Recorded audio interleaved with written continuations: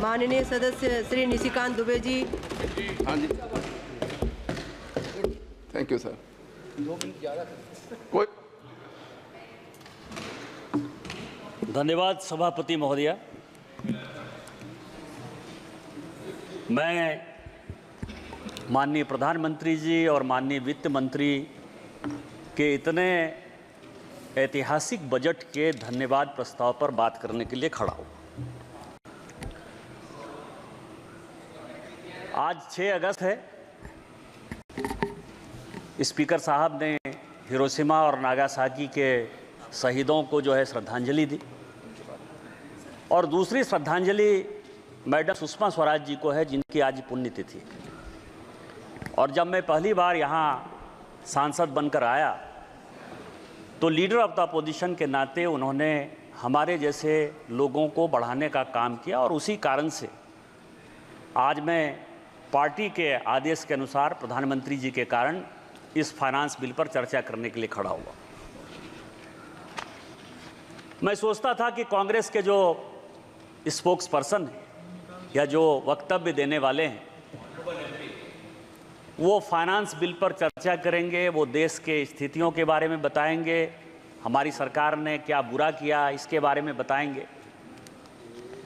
लेकिन कांग्रेस जो एक कंफ्यूज पार्टी है, उस कंफ्यूज पार्टी की तरह ही कंफ्यूज स्पीकर रहे। फाइनली उनका समय जो है कांग्रेस पार्टी को कट करना पड़ा, अब दूसरे स्पीकर बोलने के लिए खड़े हुए। आज स्थितियां क्या मैं देख पा रहा था, मैं सभापति महोदया मैं डिरेल नहीं होना चाहता। आज स्थिति क्या है पूरी दुनिया की, पूरी दुनिया की स्थिति क्या है? पूरी दुनिया की इकोनॉमी यदि वर्ल्ड बैंक की, IMF की, फोर्ब्स की, अमेरिका की, जिनकी नीतियों से कांग्रेस बहुत प्रभावित रही है, यदि उनके रिपोर्ट को देखें तो पूरी दुनिया में 2.5% से लेकर 2.7% ही GDP बढ़ रहा है। पूरी दुनिया करा रही है। आप लंदन जाइए, आप न्यूयॉर्क जाइए, आप वाशिंगटन जाइए, आप पूरे यूरोप जाइए, सारे दुकान बंद होते हुए नजर आएंगे। बेरोजगारी की भयंकर सीमा है। इन्फ्लेशन का रेट यदि आप कहेंगे, कोई ऐसा मुल्क नहीं है जहां की 8% से कम इन्फ्लेशन है। पूरी स्थिति खराब है, चाहे करंट अकाउंट डेफिसिट का हो, चाहे GDP ग्रोथ का हो, फिस्कल डेफिसिट का हो, जिस भी पैमाने पर आप पूरी दुनिया को आंकने का काम करेंगे, आपको लगेगा कि माननीय प्रधानमंत्री जी और माननीय वित्त मंत्री निर्मला सीतारामन जी की नीतियां इस देश के लिए इतनी सक्सेसफुल हैं कि आज भी भारत आशा की किरण है। पूरी दुनिया में 7% से ऊपर GDP इसका ग्रोथ है।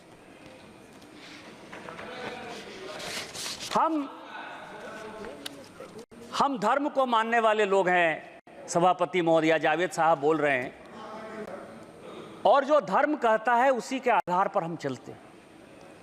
हमारे धर्म में एक बड़ी अच्छा जो है श्लोक है कि कलातीत कल्याण कल्पांतकारी सदा सच्चिदानंद राता पुरारी। भगवान जो है वो सभी कालों में, सभी भगवान में, सभी गरीबों में एक ऐसी ऊर्जा का संचरण करते हैं जिसके कारण कि दुनिया में गरीब कैसे खत्म होंगे, भारत में गरीब कैसे खत्म होंगे, उनको अमीर कैसे बनाया जाएगा, इसी पॉलिसी के आधार पर भारत सरकार चलती है। इसी पॉलिसी के आधार पर माननीय मोदी जी के नेतृत्व में हमारी सरकार चल रही है।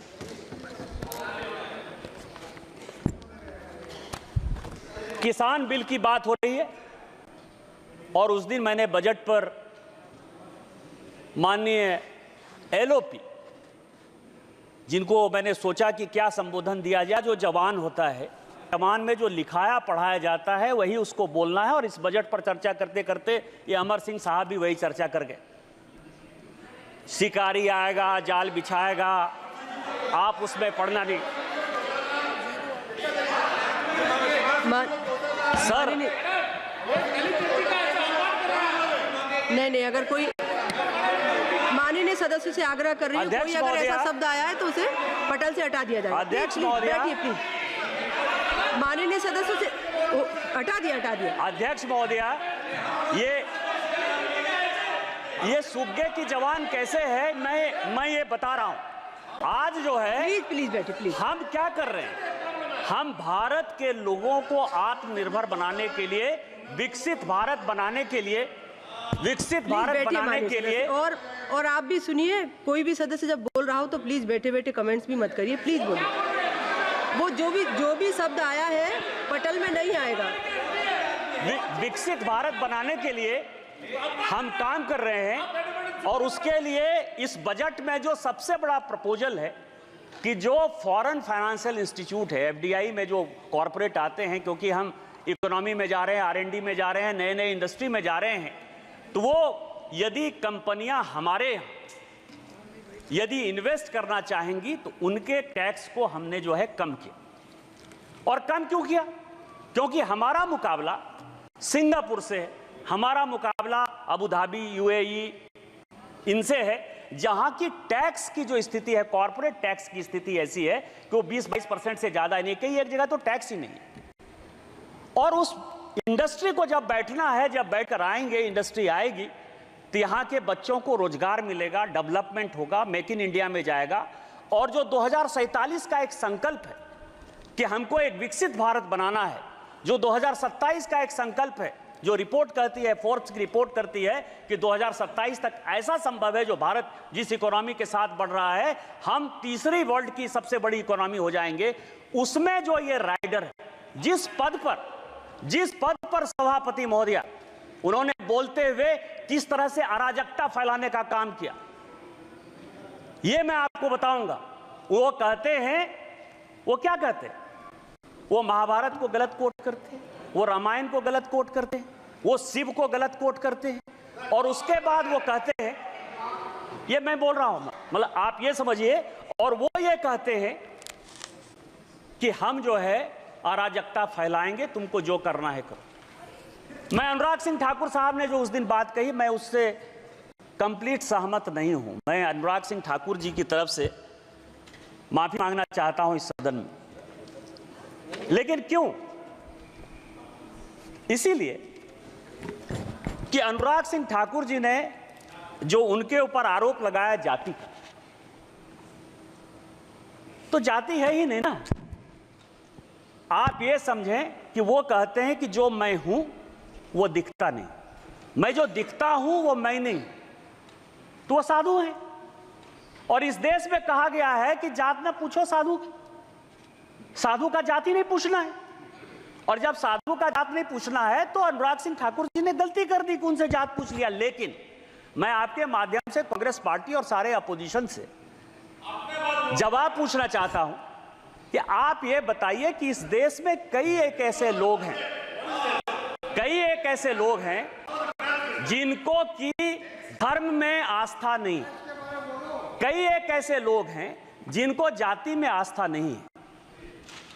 वो अपना किस तरह से जातिगत जनगणना करेंगे? जिस पद पर राम सुभग सिंह, चरण सिंह, जगजीवन राम, अटल बिहारी वाजपेयी, इस तरह के बड़े बड़े लोग रहे, जिस जगह पर शरद पवार जैसे लोग रहे, वाईबी चौहान जैसे लोग रहे, उस जगह की गरिमा का क्या हरासमेंट कर रहे हैं इस बजट में अराजकता फैला के, इस बजट का नकारात्मक पहलू दिखा करके। आप जातिगत जनगणना की बात करते हैं, इसी बजट में जाता है, यही टैक्स है, इसी टैक्स के आधार पर जाता है। और मैं स्पीकर महोदया, अध्यक्ष महोदया, आज मैं बहुत कुछ चीज लेकर आया हूं। मैं 1952 से लेकर 1990 तक का कांग्रेस का मैनिफेस्टो लेकर आया हूं। आप यदि कहेंगे तो मैं लेकर दूंगा 1952, क्योंकि उस दिन जो वित्त मंत्री जी ने कहा कि नेहरू ने यह कह दिया, राजीव गांधी ने आलोक मेहता को यह इंटरव्यू दे दिया, तो ये तो इंडिविजुअल कह सकते हैं कि राजीव गांधी का वो अलग से विषय था, राजीव गांधी का पार्टी से कोई लेना देना नहीं था, या नेहरू जी का पार्टी से लेना देना नहीं था। लेकिन जो कांग्रेस मैनिफेस्टो, क्योंकि बार बार ये कह रहे हैं कि कई एक चीजें हमने कांग्रेस के न्याय पत्र से लिया, तो कांग्रेस के न्याय पत्र से लिया, तो ये पूरा का पूरा जो मैनिफेस्टो है 1952 से लेके 1990 तक पूरा असेसमेंट किया। इसमें आपको आश्चर्य होगा सभापति महोदया कि पूरे के पूरे मैनिफेस्टो में 52 में, 57 में, 62 में, 69 में, 71 में, 77 में, 80 में, 84 में, 89 में और 91 में, ये सभी मैनिफेस्टो में इन्होंने कहा कि हम ओबीसी रिजर्वेशन के खिलाफ हैं। आप ओबीसी की बात करते हो। मध्य प्रदेश में आज तक कांग्रेस ने एक ओबीसी को चीफ मिनिस्टर नहीं बनाया। उत्तर प्रदेश में कांग्रेस ने आज तक ओबीसी को चीफ मिनिस्टर नहीं बनाया। बिहार में दरोगा राय जी को छोड़कर किसी एक को ओबीसी चीफ मिनिस्टर नहीं बनाया। और जब जब ओबीसी की बात आई, यदि दरोगा राय ने रिजर्वेशन दिया तो उसको आपने अलग किया। 77 में जब चरण सिंह रिजर्वेशन देना चाहते थे, आपने उसकी सरकार गिरा दी। आपने 89 में बीपी सिंह की सरकार गिरा के चंद्रशेखर का आपने सरकार बना दिया। और जब गुजराल साहब ओबीसी जनगणना कराना चाहते थे तो आपने 97 में उसकी सरकार बना दी। आप प्रधानमंत्री के दिए हुए पिच पर खेल रहे हो। आज इस देश का प्रधानमंत्री पिछड़ा है, चाय वाला है, बैकवर्ड है। और यदि वो ओबीसी सुरक्षा की बात करता है और जिस दिन वो एक बार ओबीसी सरकार की बात करता है तो आप ओबीसी करते हो। इसीलिए कांग्रेस का कोई मुंह नहीं है ओबीसी के बारे में। और प्रधानमंत्री जी ने जो एजेंडा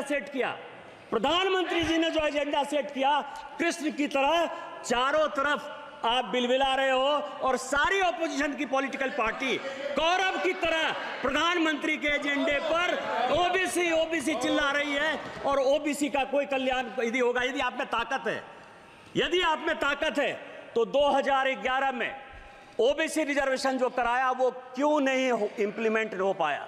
यदि आप में ताकत है तो कर्नाटक में आपकी सरकार है, पिछले 2 साल से सरकार है, वहां सोशियो इकोनॉमिक रिजर्वेशन हो गया है, उसको क्यों इंप्लीमेंट करवाया?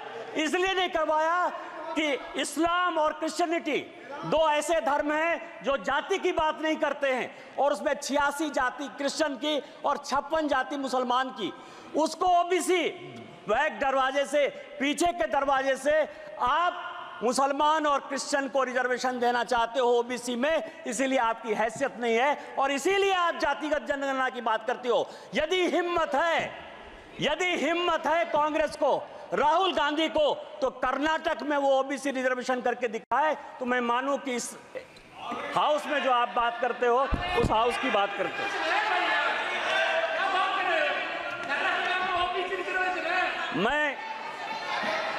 मैं कांग्रेस का बहुत सम्मान करता हूं, गांधी फैमिली का है भी सर।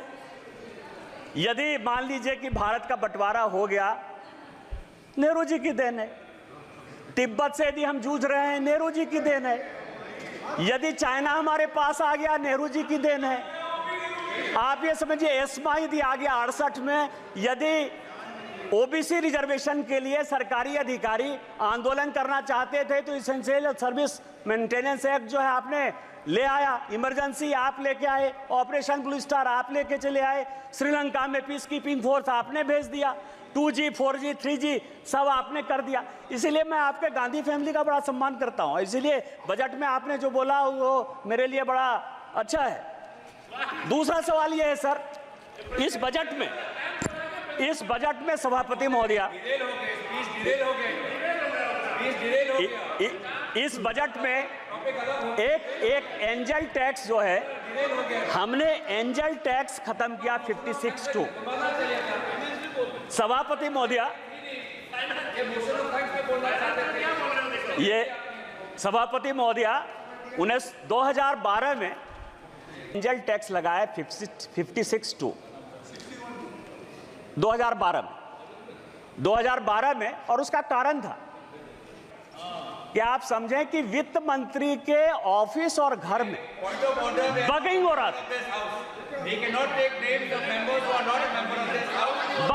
था, वित्त मंत्री के ऑफिस में माने नहीं सकते बजट पर चर्चा करिए। और इस चक्कर में ज्यादा बढ़िया बनने के चक्कर में, जितना बढ़िया बनने के चक्कर में उन्होंने एंजल टैक्स लगा दिया।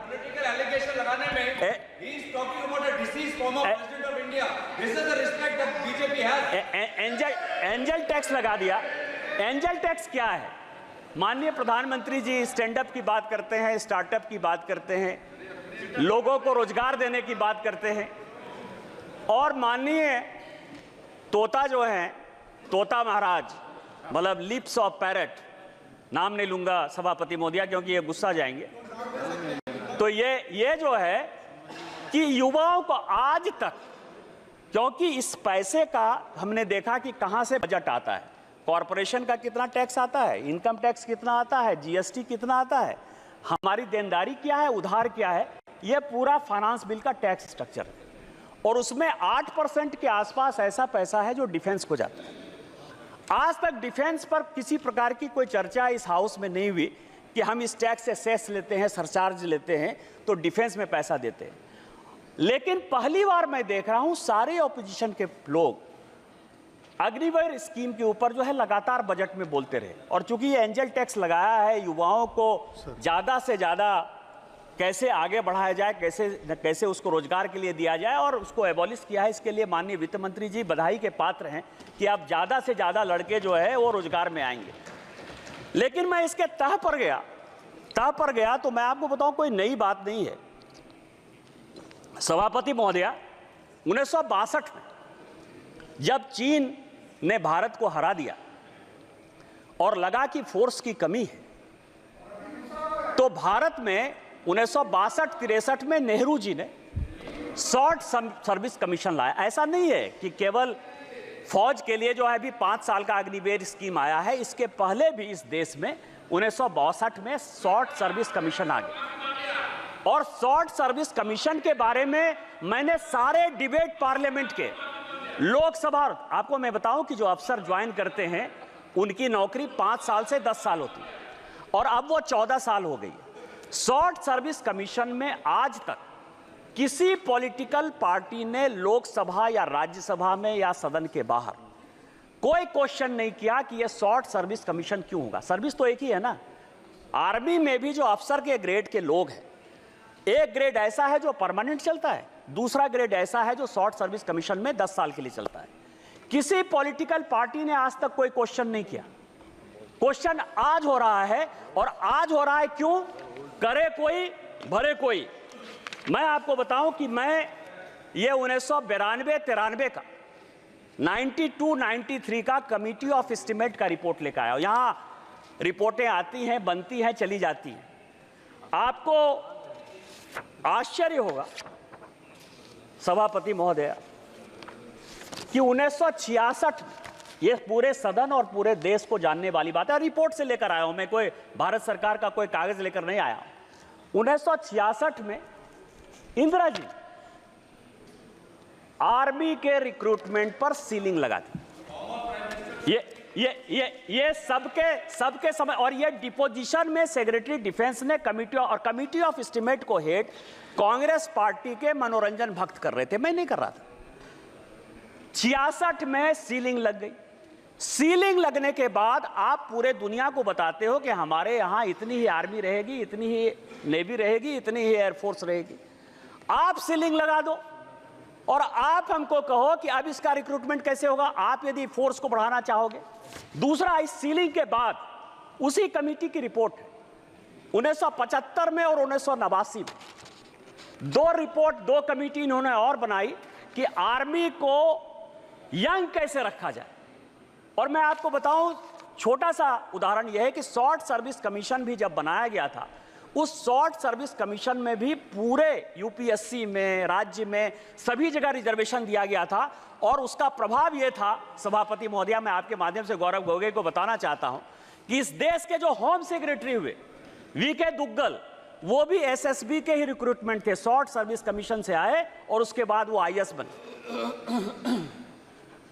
आज अग्निवीर पर 75 में कमेटी बनी, 89 में कमेटी बनी, और इन्होंने मैन पावर के लिए एक्सपर्ट कमेटी बनाने के बाद यह कहा कि आपको 5 साल और 7 साल के लिए, 1975 की बात है, ध्यान रखिएगा सभापति महोदया, 1975 से लेके आज तक 2019-20 तक लगभग 40 साल 45 साल तक जो रिपोर्ट है वो गड्ढे में रही, खाते में रही, मैन पावर की कमी रही, ना आर्मी में आदमी रहा, ना नेवी में आदमी रहा, ना रिक्रूटमेंट सबको अच्छा हुआ। आज यदि वो रिपोर्ट आर्मी के कहने पर इंप्लीमेंट हो रही है तो आप युवाओं को देश के साथ जोड़ने के लिए काम कर रहे हो कि आप हमारे यहां अफगानिस्तान, बांग्लादेश, पाकिस्तान की जो स्थितियां हैं, जिस तरह से अराजकता हो रही है, जिस तरह से रिजर्वेशन के खिलाफ सारे लड़के रोड पर आ रहे हैं, उस तरह का रोड ला रहे हो। आप जनता को क्यों गुमराह कर रहे हो? ये दूसरा सवाल है जिसमें कि हम बच्चों को एंगल टैक्स लगा के, एंगल टैक्स खत्म करके, जिसमें बच्चों का कॉर्पोरेट टैक्स 18% करके बच्चों को हम रोजगार देना चाहते हैं, और आप उसमें अराजकता पैदा करना चाहते हो। तीसरा जो इंपॉर्टेंट पॉइंट है कि मैंने बहुत सुना A1, A2, मैं भी नाम नहीं लेना चाहता स्पीकर महोदया, हमारे ऊपर आरोप है कि हम दो कॉरपोरेट को मदद करते हैं। आपको बताऊं कि माननीय प्रधानमंत्री जी और वित्त मंत्री जी के डीबीटी स्कीम के पहले भारत में 1952 से भी एक डीबीटी स्कीम था, लाइसेंस परमिट कोटा राज का डीबीटी स्कीम। जूता सिलाई से चंडी पाठ तक इन्हीं लोगों को करना था। कार वो बनाएंगे, अखबार वो चलाएंगे, सीमेंट वो चलाएंगे, स्टील वो चलाएंगे। हमारी जब सरकार आई वो तो ट्रांसपेरेंसी से काम कर रही है। और ये जो कॉरपोरेट है, मैं आपको ये बताऊं कि इस टैक्स का, ये जो 32 लाख 33 लाख करोड़ टैक्स आता है, इस टैक्स में ये जो 500 कंपनी जिसको ये गाली देने की बात करते हैं, क्योंकि भारत में सबका साथ, सबका विश्वास, सबका प्रयास, इसके आधार पर जब ये सरकार चलती है, तो आपके लिए बिजनेसमैन, आप रोटी खाने जाओ बहुत बढ़िया है, शादी में जाओ बहुत बढ़िया है, उनसे गिफ्ट लो बहुत बढ़िया है, उनके चुनाव में, आपको चुनाव में पैसा दे बहुत बढ़िया है। लेकिन जब गाली देने की बात, ऐसा मैंने तो निकृष्ट विपक्ष ही नहीं देखा कभी सभापति महोदय, कि जो लेते भी हैं, खाते भी हैं और गाली भी देते हैं। हमारे लिए तो जैसे आम गरीब इंपॉर्टेंट है, वैसा ही दूसरा अमीर भी इंपॉर्टेंट है। और इसमें यदि आप देखें तो ये जो दो कंपनियां हैं, ये दो कंपनियां हैं, ये दो कंपनियां लगभग 3 लाख करोड़ जो है। रूल्स किस रूल्स के तहत? Rule number mike Ma'am, rule number 356. Madam Speaker, you once reminded the member about speaking about the finance bill. 356 says that the Speaker, after having called the attention of the House to conduct of a member who persists in irrelevance or interious repetition, either in one's own arguments or of the arguments used by other members in debate, may direct that the member to discontinue the speech. Honorable Chair once reminded the respected member about this. Sir, kindly in vote.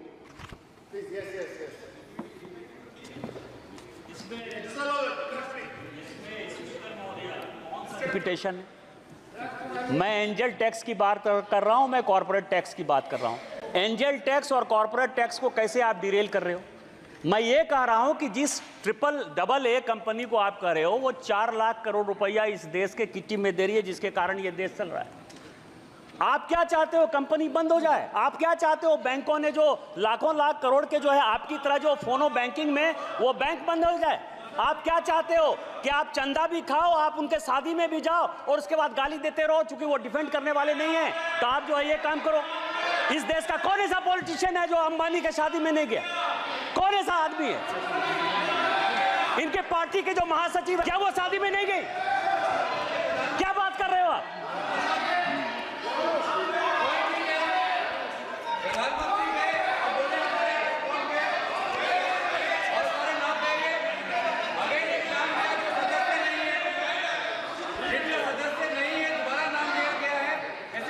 आप महासचिव कहिए sir, आप कहिए कि शादी में गई, इतना मान लीजिए सर। प्लीज बजट पर कंप्लीट करिए। एक बयान हमने, ये फाइनेंस बिल में एक बड़ा अच्छा पार्ट आता है अध्यक्ष महोदया, पीएमएलए का। और इस सदन में जितने लोग बोलते हैं वो इनकम टैक्स के बारे में बोलते हैं, ईडी के बारे में बोलते हैं और सीबीआई के बारे में बोलते हैं। सीबीआई तो खैर अलग संस्था है, लेकिन इनकम टैक्स और ईडी ये दो महत्वपूर्ण है। और इस फाइनेंस बिल में भी ईडी के लिए कई एक चीजें जो है वो बताई गई है। अब आप ये बताइए सर महोदया कि 1988 में, मैं जब की लिप सर्विस की बात करता हूं तो बड़ा गुस्सा आता है। 1988 में ये सदन के जानने लायक चीजें हैं कि राजीव गांधी साहब ने बेनामी ट्रांजैक्शन एक्ट कानून यहां लाया 1988 में, और 88 से वो 2017 पहुंच गया। 30 साल में उसके रूल्स नहीं बन पाए। आप हमसे हिसाब लेते हो कि हमने किसको पकड़ा, किसको नहीं पकड़ा, कौन जेल गया, कहां ब्लैक मनी है, कहां व्हाइट मनी है। कभी अपने गिरेबान में झांका कि 88 में बेनामी ट्रांजैक्शन एक्ट, और उसके बाद आपकी सरकार रही 91 से 96 तक, 2004 से लेकर 2014 तक। ऐसा भी नहीं कर सकते हो कि हम सरकार में नहीं रहे। आप लागू नहीं कर पाए। आप किसको साथ दे रहे थे, किसको साथ दे रहे थे?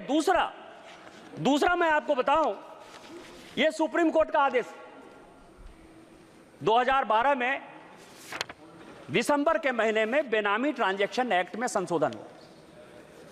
भारतीय जनता पार्टी की तरफ से मैं बोलने के लिए खड़ा हुआ, और उस तरफ से माननीय चिदंबरम साहब थे, बड़े फेमस वित्त मंत्री, उनसे ज्यादा पढ़ा लिखा आदमी तो मैंने जीवन में देखा ही। मैंने बोलते हुए कहा कि आप जो एक्ट लेके आ रहे हो, एक दिन यदि वाइफ हस्बैंड में भी लड़ाई होगी तो उसमें पीएमएलए लग जाएगा, और ये जितना स्ट्रिंजेंट है, जिस भी आधार पर लगा रहे हो, भगवान न करे कि एक दिन आप ही जेल चले जाओ। जब मैं मेरा सीट नंबर 545 था उस जमाने में, अध्यक्ष सभापति महोदया, जब मैं बात का अंतिम था, मैं अंतिम सदन का सदस्य 545 नंबर पर था। जब मैं बोलकर बंद हुआ तो चिदंबरम साहब खड़े हुए, और चिदंबरम साहब का बड़ा फेमस भाषण है कि भारतीय जनता पार्टी बहुत पढ़ी लिखी पार्टी है।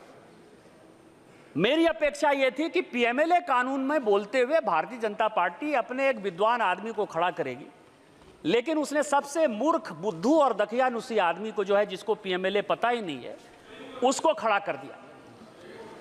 यह सुप्रीम कोर्ट का यह आदेश, और सुप्रीम कोर्ट के आदेश में एफएटीएफ में जो चिदंबरम साहब का 2012 का दिसंबर का स्टेटमेंट है, उसी को कोट करते हुए यह रिपोर्ट आया। जब रोपे पेड़ बबूल का तो आम कहां से हो। इनकम टैक्स में डायरेक्ट टैक्स कोड पर हमारी फाइनेंस की कमेटी, यशवंत सिन्हा चेयरमैन थे, मैं उसका मेंबर था, 5 साल तक हम लोग मेहनत करते रहे कि डायरेक्ट टैक्स कोड को हम लोग बदल देंगे। पीएमएलए में आप स्ट्रिंजेंट कानून लेके आ गए, तो जब लेकर आ गए बिना किसी एक पैसा को खर्च करते हुए, यदि कांग्रेस पार्टी ने आपको 90 करोड़ रुपया दे दिया और आपने जो है यंग इंडिया खरीद लिया, नेशनल हेराल्ड खरीद लिया, 750 करोड़ की संपत्ति बिना किसी पैसे के आपको मिल गई, तो क्या राहुल साहब, जो चिदंबरम साहब का कानून है, उसमें आप जेल नहीं जाओगे? ये जेल नहीं जाओगे? और मैं तो कोट कर रहा हूं सुप्रीम कोर्ट के आदेश के आधार पर। तो इसीलिए आप जो सीबीआई और इनकम टैक्स की बात करते हो, ये आपकी कारस्तानी है। हमारी सरकार माननीय निर्मला सीतारामन जी के ऊपर केवल वो उसको इंप्लीमेंट करती है। हमने अपने एजेंसी को केवल फ्री छूट दे रखा है। जो भी भ्रष्टाचारी है वो जेल जाएगा, वो किसी कीमत पर नहीं छूटे। माननीय सदस्य कंप्लीट करिए प्लीज।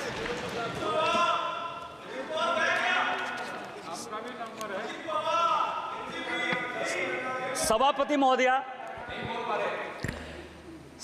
महोदया, इस देश के हालात बहुत अच्छे। हम 2047 तक विकसित भारत बनाने की कल्पना में, माननीय प्रधानमंत्री जी यक्ष युधिष्ठिर वार्ता में उस दिन बोलते हुए माननीय राहुल गांधी जी ने कहा कि 6 महारथी थे। 6 महारथी नहीं थे, 9 महारथी थे। 9 महारथी थे और 7 महारथी चक्रव्यूह लड़ रहे थे, और 2 महारथी चक्रव्यूह के बाहर जो है 4 लोगों को, पांडवों को रोकने की कोशिश कर रहे थे। उसमें भीम थे, सात्विक थे, नकुल थे और सहदेव थे। और उसी में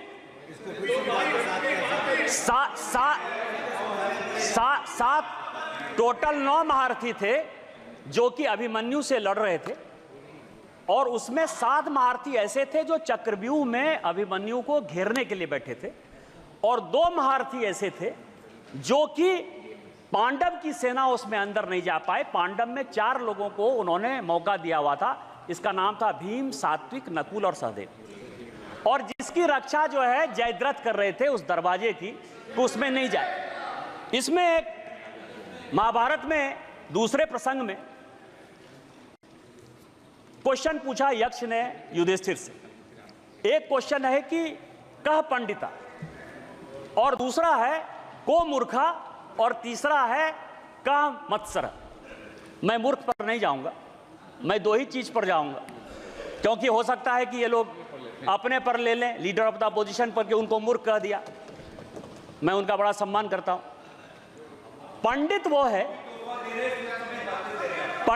सभापति महोदया, पंडित वो है जो कि विद्वता की बात करता है। वो केवल और केवल डिस्टॉर्शन ऑफ फैक्ट्स जो हमारे महाभारत का है, गीता का है, रामायण का है, महाभारत का है, वही करते रहते हैं। इसलिए उनको सोचने की बात है कि वो पंडित हैं कि नहीं। लेकिन जो मत्सर है, मत्सर के बारे में बड़ी अच्छी बात कही गई है कि जिसको ईर्ष्या हो, द्वेष हो, जलन हो, किसी के आगे बढ़ने पर जो है परेशानी हो, उसको मत्सर कहा जाता है। आज जो कांग्रेस पार्टी की स्थिति है वो यक्ष युधिष्ठिर वार्ता का मत्सर है। भारत इतना ग्रो क्यों कर रहा है, भारत इतनी बड़ी इकोनॉमी में क्यों जा रहा है, भारत दुनिया की तीसरी इकोनॉमी 2027 में क्यों हो जाएगा। और इस कारण से युवाओं को भड़काओ, किसानों को भड़काओ। इसी कारण से जातिगत रिजर्वेशन के आधार पर, जिस रिजर्वेशन के आधार पर आज बांग्लादेश जैसा देश जो है जल रहा है, पाकिस्तान खत्म हो रहा है, श्रीलंका खत्म हो रहा है, लीडर ऑफ द अपोजिशन के नाते जिसकी कोई जिम्मेवारी नहीं। और जिम्मेवारी कैसे होगी सभापति महोदय? जिम्मेवारी नहीं होने के पीछे रीजन है। रीजन ये है कि मैं 3 किताब मैं अभी पढ़कर आया, वो 3 किताब बड़ा इंपॉर्टेंट है। एक किताब अशोक मित्रा ने लिखा, प्रेटलर्स टेल। अशोक मित्रा साहब बंगाल के सबसे लॉन्गेस्ट फाइनेंस मिनिस्टर रहे और इंदिरा जी के वो इकोनॉमिक एडवाइजर। दूसरी किताब नटवर सिंह की है जो कहता है कि one life is not enough. और तीसरी किताब संजय बारू की है, एक्सीडेंटल प्राइम मिनिस्टर। ये 3 किताब है और तीनों आदमी, संजोग से अशोक मित्रा साहब को छोड़ दीजिए तो 2 आदमी तो अभी भी हैं। और किसी को कांग्रेस पार्टी ने जो है आज तक कॉन्ट्राडिक्ट नहीं किया। कॉन्ट्राडिक्ट। और तीनों किताब क्या कहती है कि अमेरिका तय करता था इस देश का वित्त मंत्री कौन हो। संजय बारू कहते हैं कि प्रधानमंत्री मनमोहन सिंह जी ये सरकार नहीं चलाते थे, ये सरकार नेशनल एडवाइजरी काउंसिल की सोनिया गांधी जी चलाती थी। ये मैंने कहा, संजय बारू की किताब है, मैं तो केवल किताब को कोट कर रहा हूं।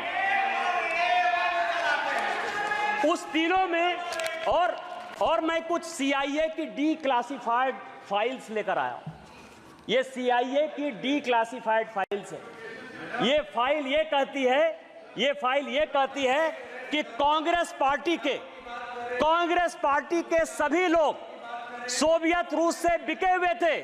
वो पैसा लेते थे, पैसा लेकर वो जो है देश की पॉलिसी बनाते थे, देश का कैसे नुकसान हो वही काम करते थे। ये डीक्लासिफाइड फाइल कहती है। ये तीनों किताब को यदि आप देखेंगे, चाहे वो अशोक मित्रा की हो, चाहे संजय बारू की हो और नटवर सिंह की हो, ये कांग्रेस पार्टी इस देश को बदनाम करना चाहती है, बर्बाद करना चाहती है, ऐसा सिचुएशन पैदा करना चाहती है कि प्रधानमंत्री मोदी जी के खिलाफ पूरा माहौल बने, इस देश के खिलाफ पूरा माहौल बने। लेकिन वो हम होने नहीं देंगे। ये देश के तीसरे बार प्रधानमंत्री बनने वाले दूसरे लोग हैं। और मैं आपको रामधारी सिंह दिनकर की कविता से खत्म करता हूं कि उन्होंने कहा कि जब नाश मनुष्य पर छाता है, पहले विवेक मर जाता है। अस्तित्व संकल्प दोहराता हूं, याचना नहीं अब रन होगा, जीवन या की मरण होगा। इस देश को बनाने के लिए कोई भी कुर्बानी देनी पड़ेगी, हम कुर्बानी देंगे। हम वित्त मंत्री द्वारा इस फाइनेंस बिल का समर्थन करते हैं और पूरे सदन से यह आग्रह करते हैं कि इस बिल को पास करें। इन्हीं शब्दों के साथ जय हिंद जय भारत।